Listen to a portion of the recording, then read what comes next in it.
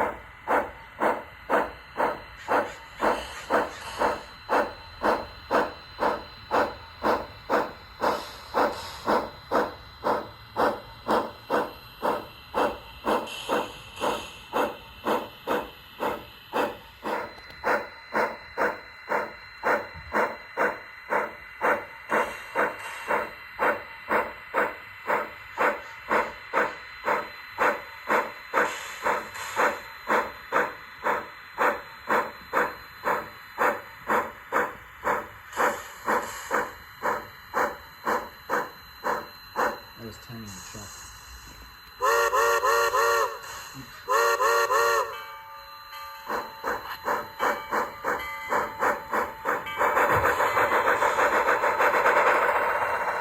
Well, it's running, and actually running pretty well, it seems like, so it's going to be cool to see it out on the railroad actually doing something. As a matter of fact, Paul, do you need any cars pulled? I will in a second. Okay, let's go pull something with it.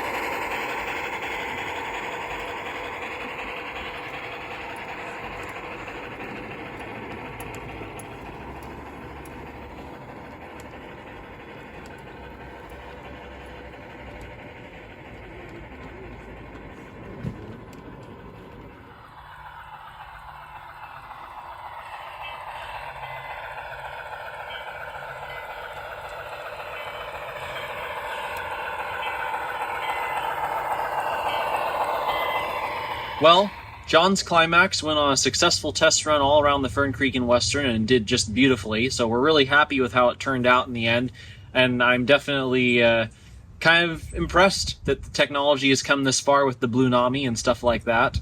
You know, being able to run a train off your phone that's battery controlled, it's pretty revolutionary, and it was really cool to get to experience that and install it for the first time in John's locomotive. Really, ultimately, what you have here is we've turned this engine back into a stock-looking Climax with all the details we have reapplied that fell off. and minus some modifications like the body mount couplers and the new paint jobs and the battery conversion. Obviously, it's a stock Climax, but there's so much more you can do with these locomotives. An example here is the Climax that's sitting behind us. This is my East Side Lumber Company number 6 Climax that my girlfriend Lauren and I built together, and this engine at one time started exactly like this locomotive. They were the same locomotive. They are the same locomotive. All the parts are exactly the same. It's just that this one has had well over a few hundred hours put into it to detail it. It has a wooden cab that was a Banta Model Works kit. It's got all this extra piping that we've applied to it, different smokestack, dynamo, oil bunker in the tank. The headlight was moved on the back. It's got a full cab interior. I added all the valves and plumbing to have it be an oil burner in the cab as well as on the tank itself. There's just so much we've done to this detail-wise, and then on top of that, we lettered it and weathered it, and it really looks like a in-service woods engine. And it just goes to show these Bachmann engines are really good starting points to go off of if you want to detail and really make them very, very detailed, nice models. And so at some point, you may very well do that to this locomotive. John and I have been talking about finding a way to start detailing and weathering his Climax. That might happen in a future video, but I just wanted to show that this model mechanically runs great. This model mechanically runs great, but you can really develop these locomotives into something that is an absolute showstopper, and that's exactly what we did with the number 6 here.